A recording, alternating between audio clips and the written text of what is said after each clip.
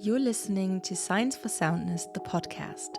This is not your usual podcast. This is a journey, and as with any journey, I don't know yet where this one is going. If anything, I'm hoping to inspire you to take the first step, even if it's into the unknown, even if you don't know where you're going and you do it scared. Hi, I'm Steffi.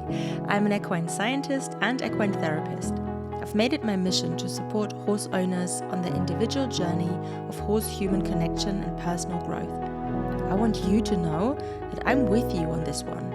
Think of me as a friendly voice, a reminder to stay the course, to keep going, keep listening to yourself and to your horse, even when the going gets tough.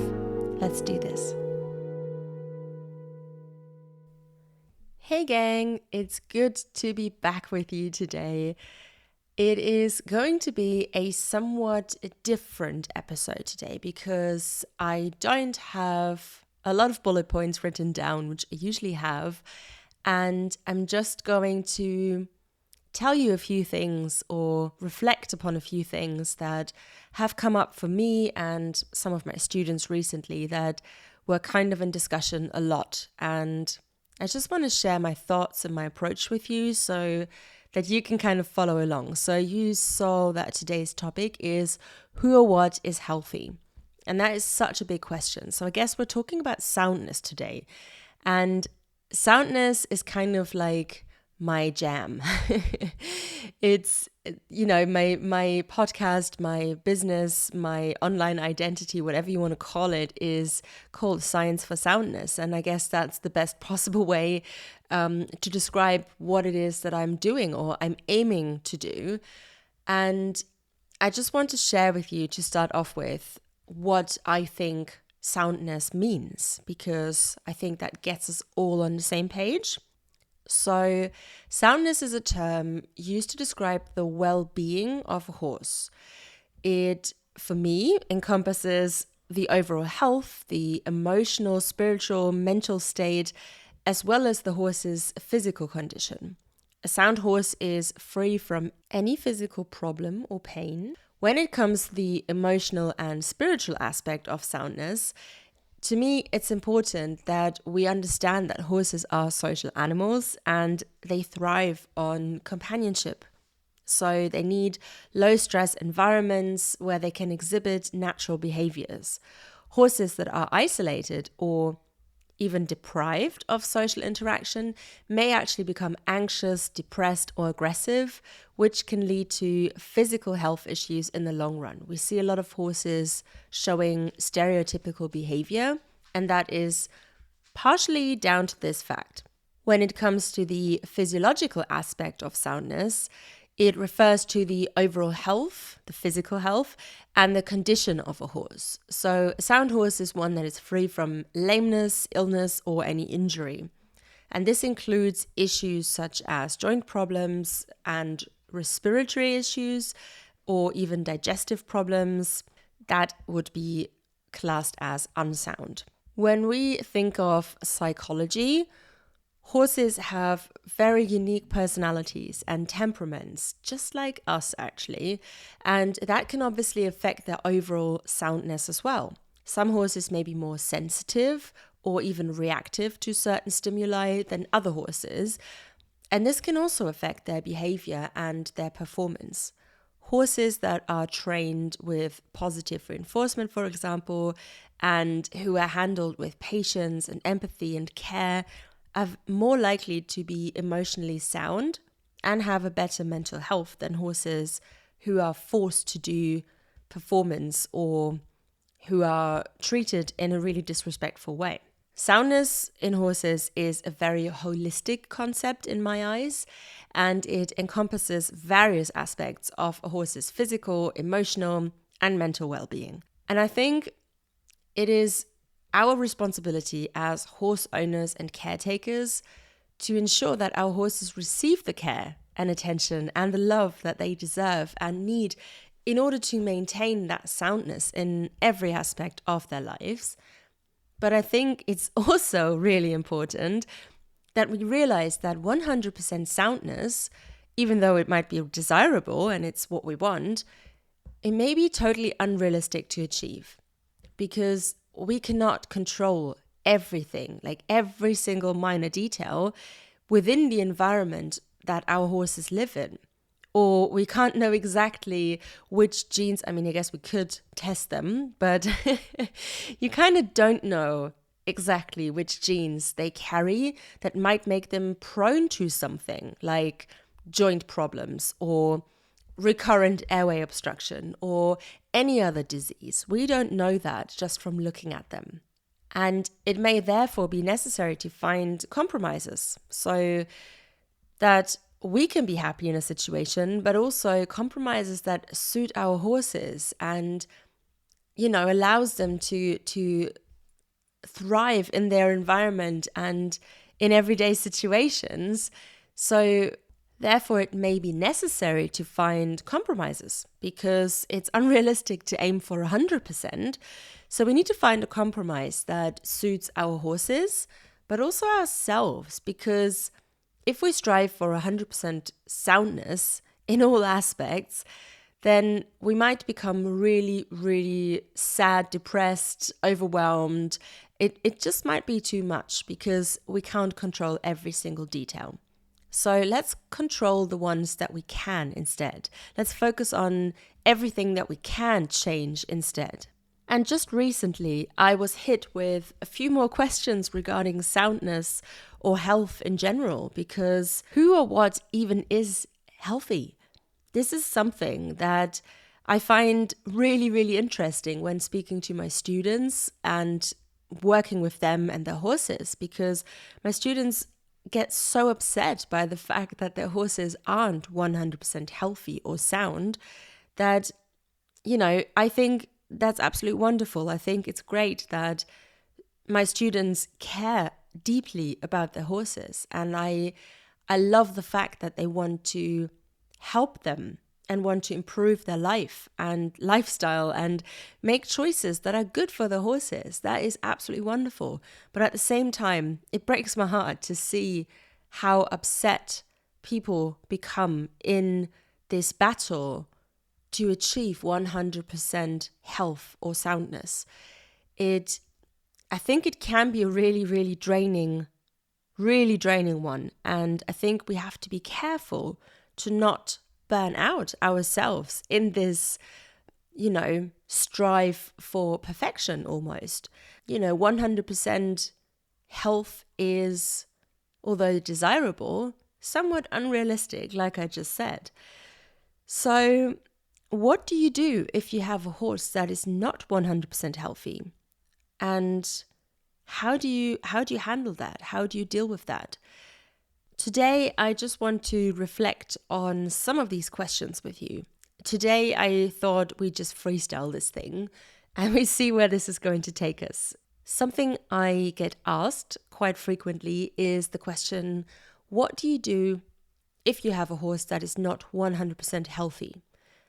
And I think it's super important that we say goodbye to this idea or ideal even of having everything under control. That's like one thing, because control in the equine world, but also, in the everyday interaction with horses, but also in everyday life, really, control is such an illusion.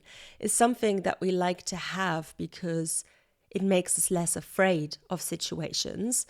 So we, instead of asking how can we control the situation more, we could maybe ask ourselves, what are we afraid of? And that is something that I like to ask myself, like, what's the worst thing that could happen? Why am I so scared? What is it that makes me feel afraid in this situation, in this particular moment? And usually it will be something along the lines of, I don't want my horse to die. I know that might sound really silly, but of course you don't want your horse to die. Of course I don't want my horse to die. I want them to live forever, basically. But, knowing that won't happen, I will take 30 years. And I'm not kind of prepared to let go of that idea, even though I know it might not be that way. So I'm afraid of losing my horses prematurely. And that scares me. That scares me when I see that something's not right, when I see that there is some health issue or we're not 100% sound, like there is some lameness or whatever it is. And I think that's also due to the fact that I have actually lost 2 horses prematurely, and I wasn't prepared for that. But in the end, I think nothing will ever prepare me for that other than being okay with not having everything 100% under control all the time. Because there are some things that I simply cannot control. Like when one of my horses has a colic. And I actually think going through that experience twice prepared me somewhat in a different way, in a way that I didn't think I was going to be prepared. It actually set me up to let go a bit more.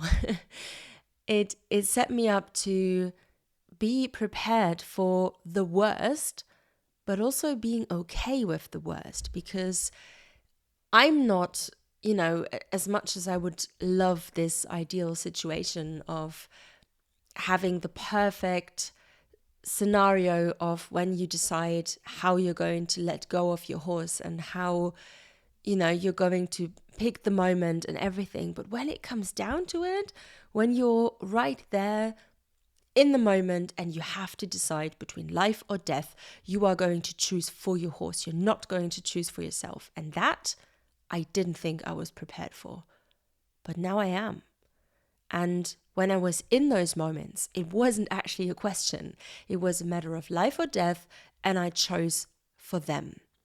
And that is something I did not think I was going to get out of this. I did not think I could see death as something positive. And here I am thinking it's okay. It's something that happens.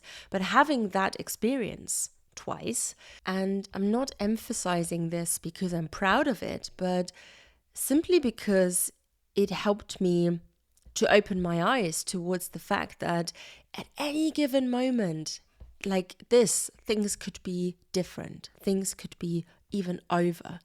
And I didn't think I was going to be okay with death and everything that came with it. But being in that situation with 2 of my beloved horses, there was only one thing to do, and I was okay with it. And I feel prepared for the worst now. And I don't wish that upon anyone. I mean, I don't wish the worst upon anyone, but I do wish for you to be prepared for it.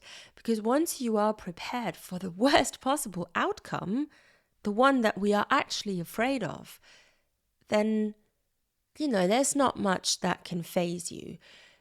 Or at least it cannot shake you and take that ground from underneath your feet like the real worst case situation. And I think it's okay. It's okay that I'm afraid to lose them because I obviously care deeply about them. And that's something that we can all reflect on, or you can reflect on. But I think it's also so important that we don't obsess over it. Like, let's not obsess over the fact that our horses could die, because they're here right now, right this moment. They're here. And they can feel you the same way that you can feel them. So if you're obsessing over the worst case constantly, what are they going to reflect back at you? One of my students said to me the other day that her horse used to be so full of life. And I looked at them both, and it just struck me that she's constantly looking at her horse with a face of worry and fear and just this permanent look of something's going to happen, something's not right. And of course the horse is going to reflect that back at her. Of course, this is going to show one way or another. It's bound to. It just is bound to happen. But it's so important to find joyful moments as well. Yes, we can look at our horses and we can look at them in a holistic way and identify the things that don't work in their favor, because yes, their health is our responsibility. And I don't know about you, but I'm guessing that you take that as seriously as I am. But at the same time, I'm still allowing them to be themselves. I'm not trying to make them into someone else. I'm not trying to fit them into a particular mold, or if something's not 100% right, I'm not obsessing over it, because I'm not always 100% right. Like, I can't even think of the last time I felt 100%, because that's an ideal. We're all striving towards that, but let's be okay with what we've got right in front of us and work with that. Okay, so we know what we're afraid of and we know what our biggest worry is. But then once we figure that out, of course, we also want to know, what can we actually do to change that situation? What can we do in order to help our horses overcome whatever struggles they are facing right now? So, if it is a chronic disease, then maybe you find a routine that works for your horse that helps them coping better with that disease. And also you, of course, you have to feel at ease with that situation as well.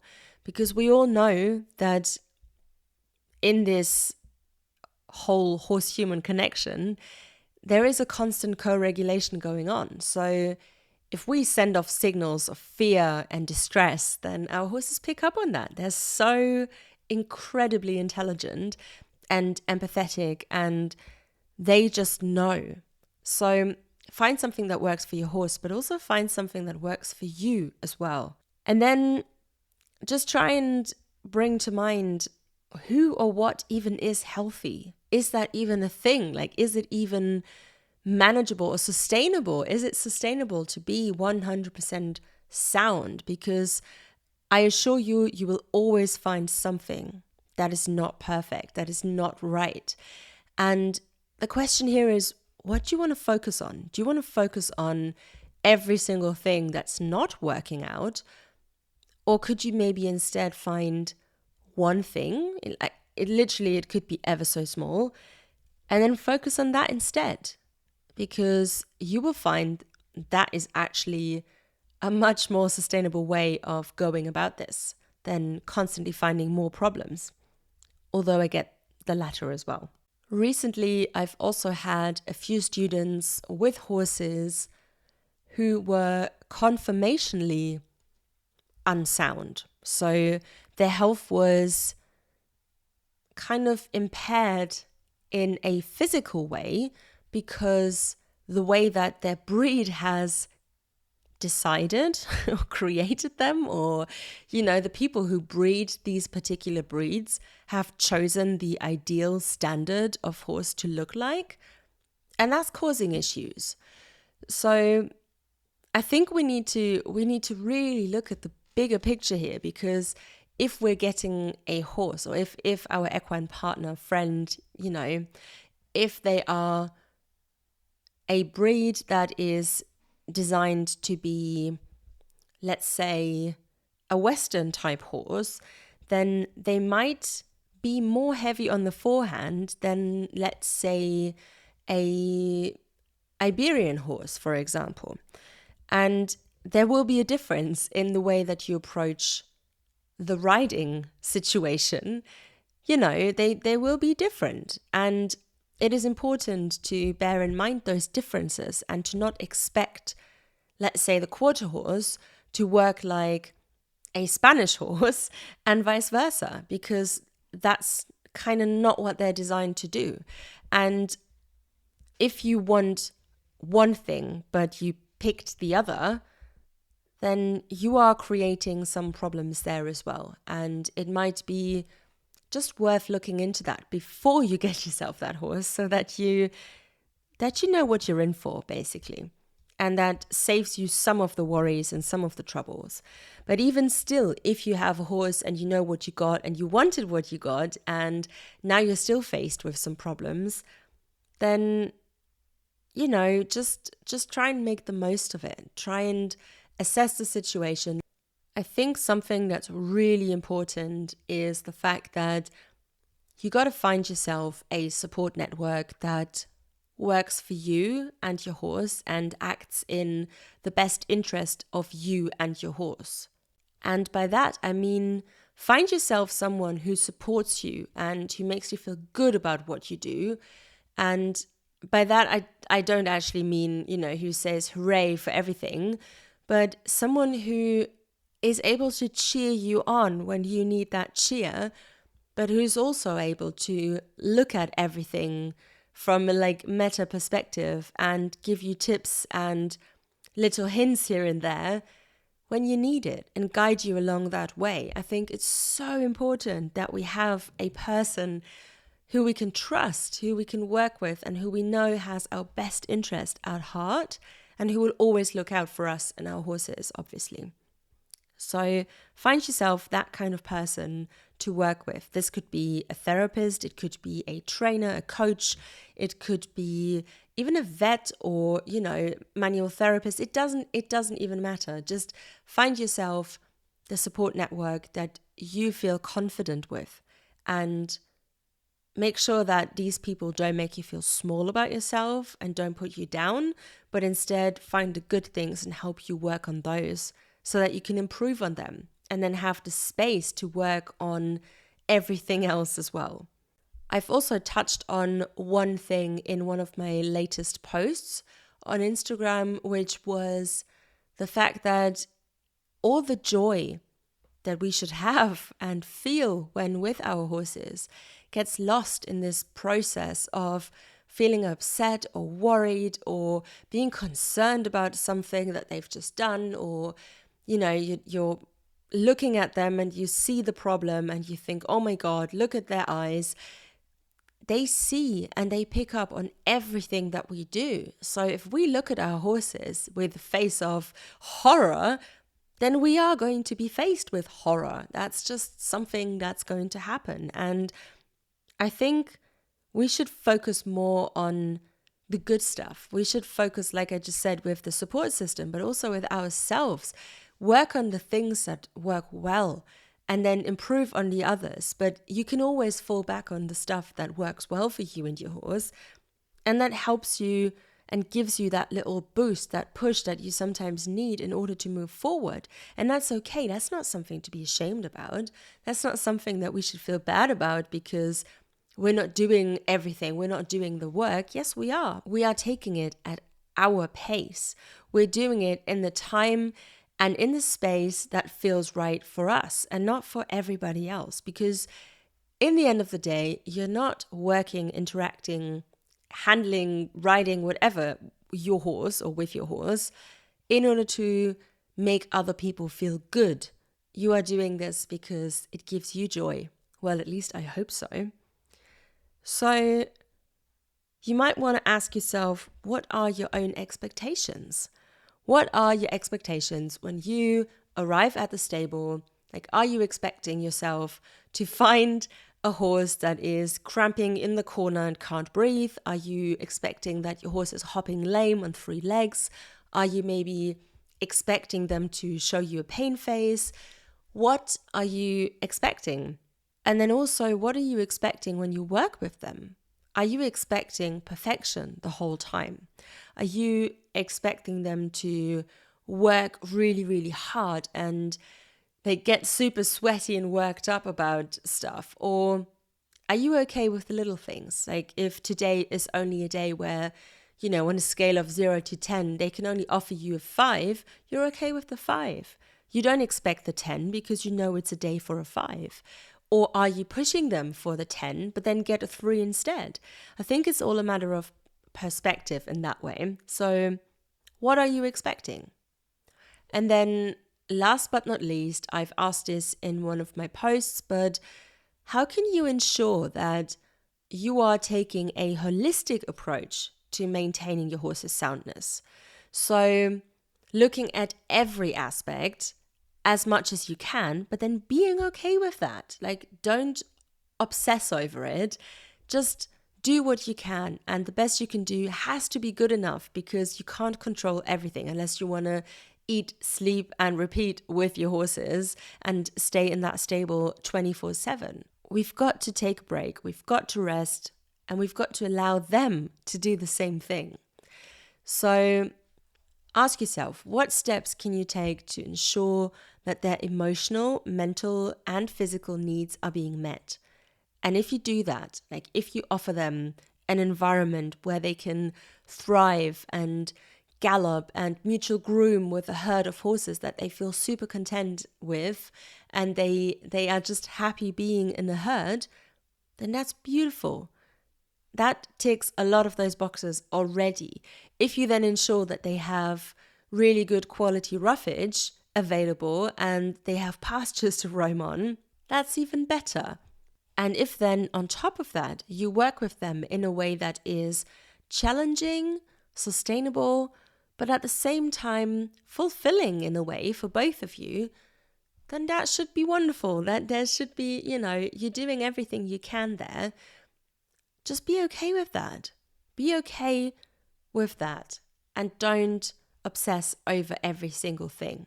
Because soundness, my friend, is such a complex thing.